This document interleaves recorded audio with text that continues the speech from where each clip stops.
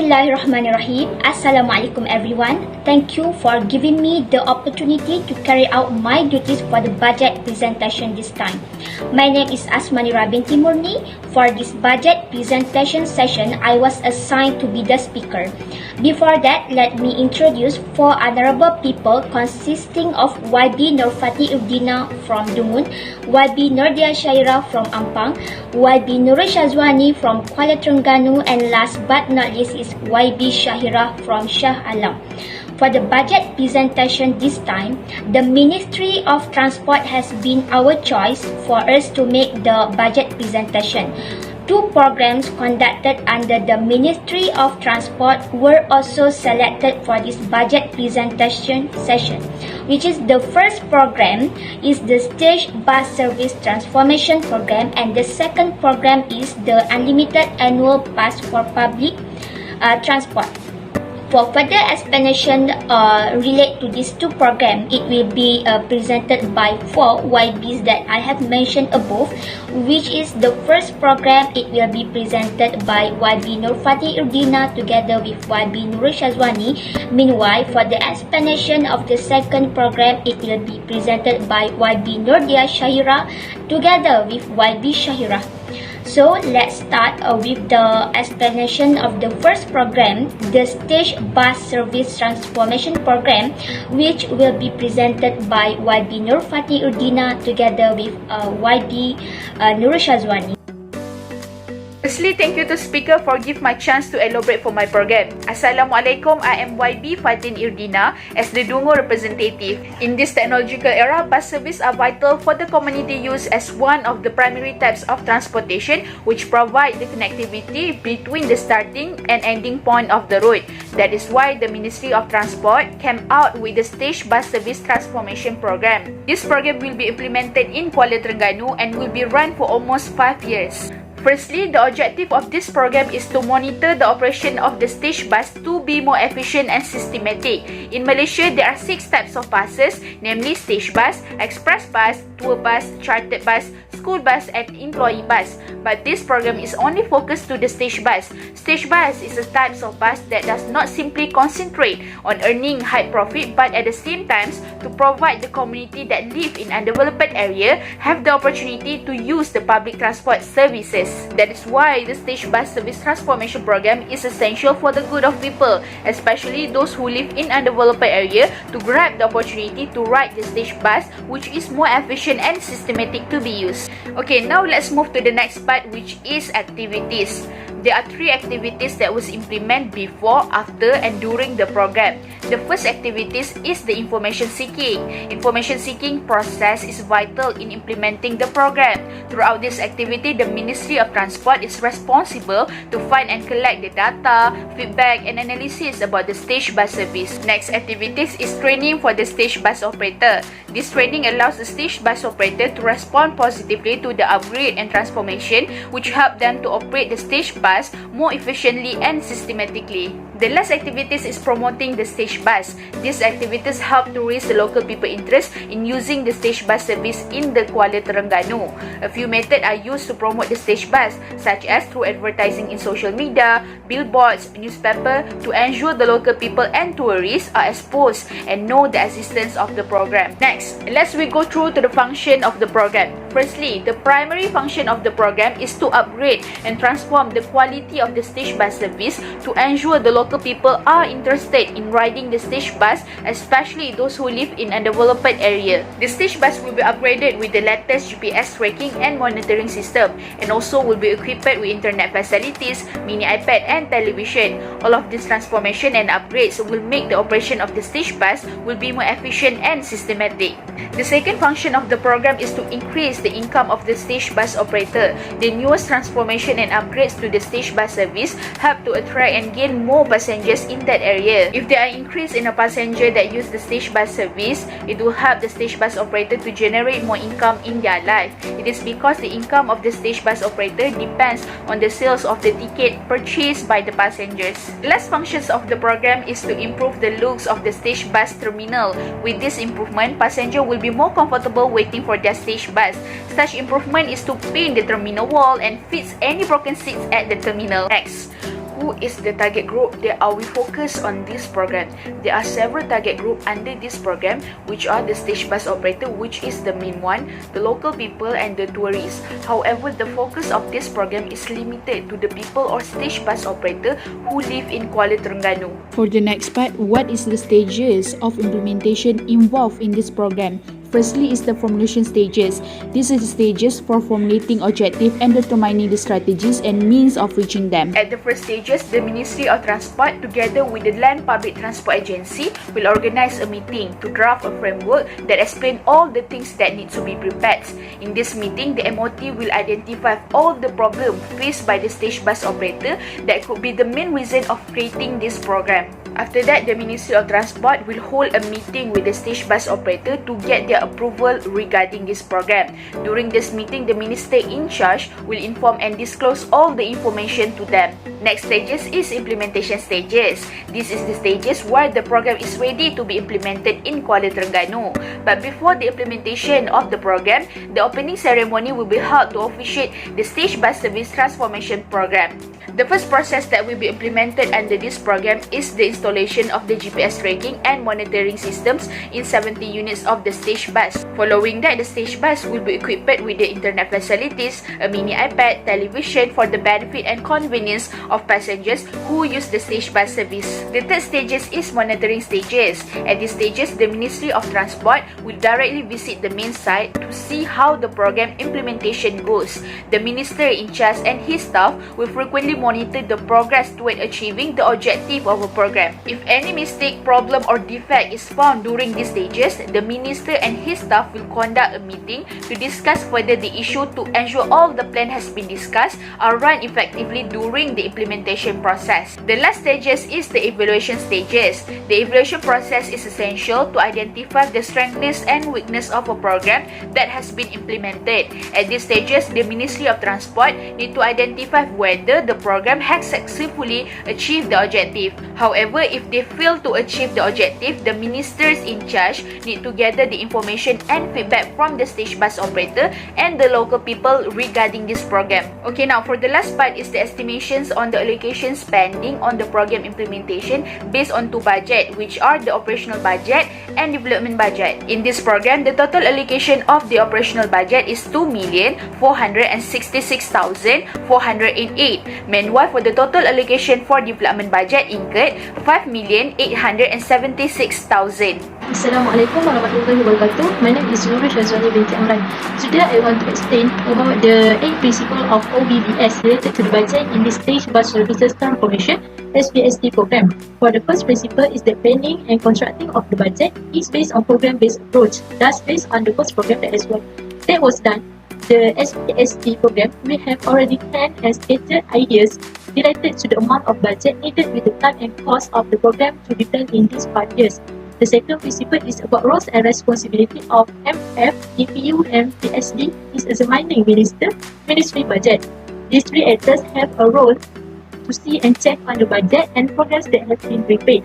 It is to ensure whether it is the same or not and meets the criteria desired by the minister at outcome level. Based on this program, all inspections and verifications made by the MOF, DPU, and PSD are to ensure that there are no bad things that should not happen, such as safety problems, environmental pollution, and waste. The third principle is about ministry program alignment to the NRF. It is a graphical representation of a cause and effect logic-based method for achieving a given goal. It is necessary to be in line with the 5 national strategic trusts through this first program, where it aims to provide in a more comfortable environment that can attract more passengers in the Terengganu area through the board the bus. The NRF is very important as it helps managers identify and focus on key objectives in a complex development environment and important first step in formulating a real strategy. The fourth principle is about medium-term perspective in planning and budget. Medium-term here means that the plan program is in the long-term or short-term. Based on the first project, the SBST program, we want to run this program for 5 years in Kuala Terengganu. In the next 5 years, we will make this program a successful program and can provide a lot of benefits to the community there. The fifth principle is about strengthened performance management. This principle is about strengthening the process related to monitoring and evaluation. In this program, We will always listen to expressions and views given by passengers and employees who work in this sector. We can see the output, impact and outcome that will happen and how this program ends, whether it is successful or not, and it will get a fair return or vice versa. The sixth principle in OBBS is about empowering controlling official. The controlling official is the accounting officer in each government agency. It is due to the United Nations Office and on Drugs and Crime UNODC, combining the budget for all agencies, ensuring that the assigned budget is spent properly and effectively. Based in this project, this budget amount obtained must be clear and appropriate to each item to be invested. The seventh principle is about incentive for result achievement. Ministry of Transport has introduced this program to the people first before it has final word and the next process is done. A review and opinion is taken into account for the success of the program. This project focuses on the benefits of services to passengers, especially to residents in Kuala Terengganu.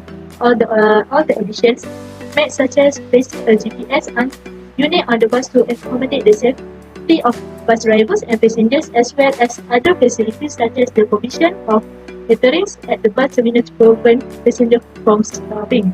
The last point in the principles is continuous development of ability.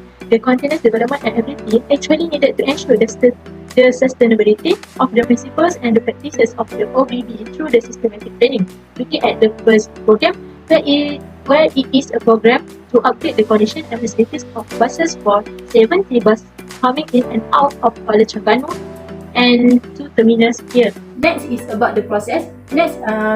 They have two processes. First is about outcome-based planning process. The planning must be in line with the program outcome that has been planned or what the ministry wishes to accomplish.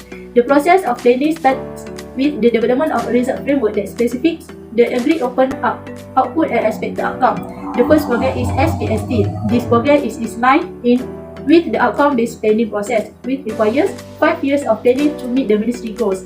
The State Bus Service Transformation Program was established to oversee the operation of state bus service in order to make them more efficient and systematic MOT to 2021. Second process is budget preparation. The budget preparation allows the ministry to create a spending plan that is more stable and efficient before the program is implemented. My Money Coach 2021. For SBST program, the Ministry of Transport MOT will start making the budget preparation after the Ministry of Finance MOF issue the Treasury Circular of Guidelines for the preparation of proposal expenditure estimate for the year of 2021. That's all for me. Thank you. Many thanks to YB Nurfati Urdina and YB Nurul Shazwani for the very clear presentation earlier. Next, for the presentation of the second program, which is Unlimited Annual Pass for Public Transport, it will be presented by YB Nordia Shahira together with YB Shahira. So, let's get started. Hi, Assalamualaikum. I am YB Nordia Shahira as a fund representative. First of all, thank you to the speaker for giving me a chance to elaborate about my program. So, the second program is Unlimited Annual Pass for Public Transport. The first objective is to plan and manage the transportation system in Malaysia. In a short period of time, the Ministry of Transport is committed to implementing an Unlimited Annual Pass program for the use of public transportation service. Previously, an Unlimited Monthly Pass initiative program for public transport has been implemented. So the program that will be implemented this second time, as we want to monitor and evaluate the program so that it will move forward in the future and benefit each target group. The project has clear objective and a specific budget location to be achieved to the implementation target group within a year. So let's move to the second part, which is activities of the program. The first activities is seeking information from communities.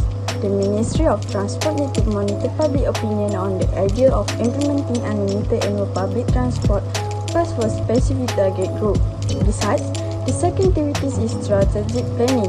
The Ministry of Transport need to plan and formulate a clear strategy in implementing the program. They need to ensure the quality and quantity of public transport is improved in order to provide comfort to users. If public transport service is improved, it will attract people to use public transport for their daily affairs. And the last activity is information management. The Ministry of Transport responsible to evaluate and report on the progress of the implementation of the program so that the community can see the ability of this program to success and have a great impact on the well-being of the people. The Ministry of Transport also need to update the progress of the program periodically in order to run smoothly. So, for the third part is function of the program. Firstly, the main function of unlimited annual pass for public transport is to help elevate the cost of living of the people as well as public transport operator to reduce the impact of the COVID-19 pandemic.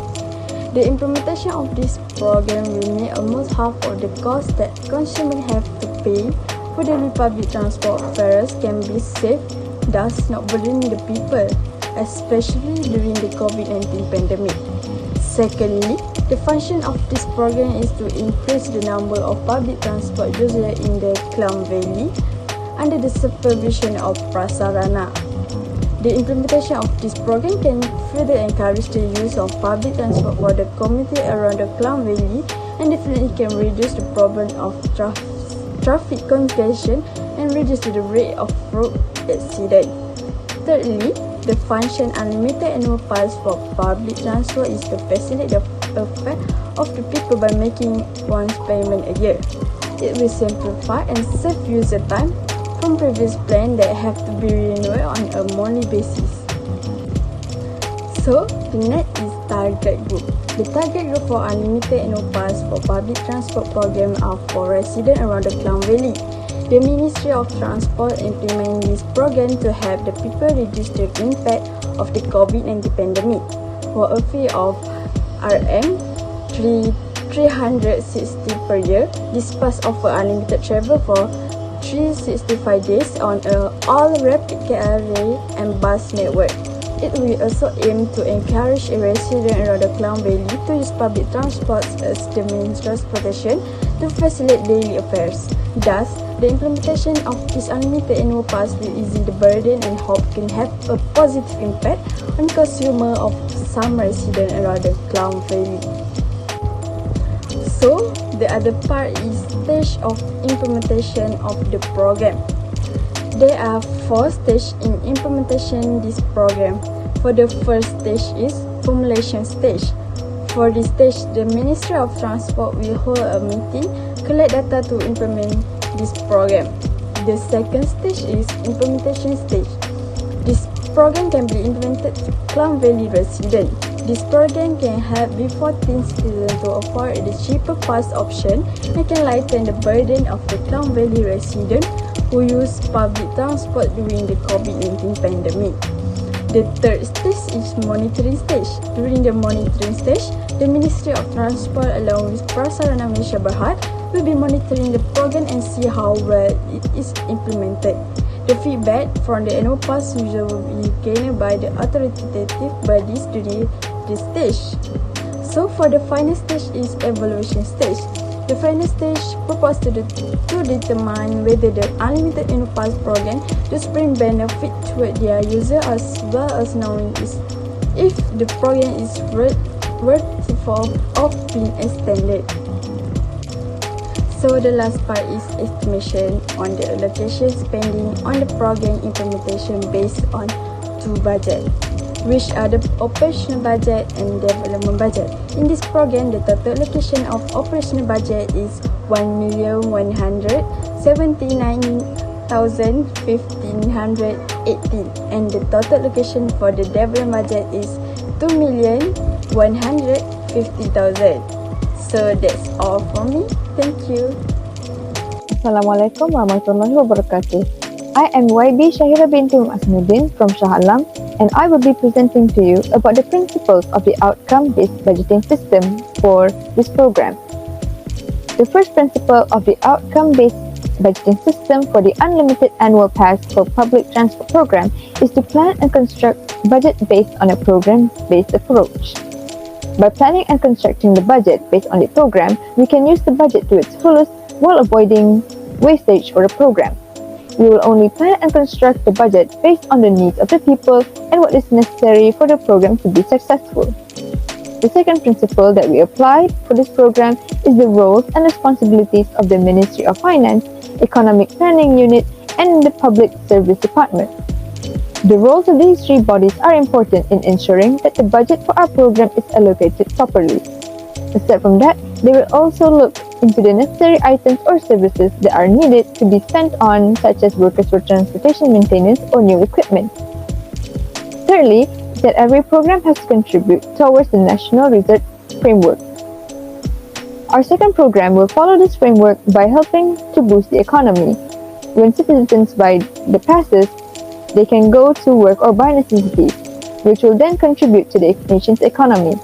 Aside from that, the environment can also be protected as more people take public transport rather than their transportation. Fourthly, is the medium-term perspective in planning and budgeting.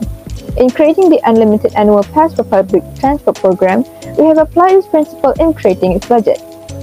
By using a medium-term perspective in planning and budgeting, we can see and understand what is needed for the program to become a success for not only the government, but also for the Klang Valley citizens.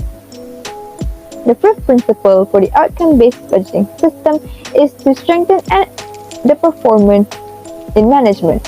For this principle, we as the Ministry of Transport will conduct periodic checkups to ensure that every aspect of the program runs well for the benefit of the people.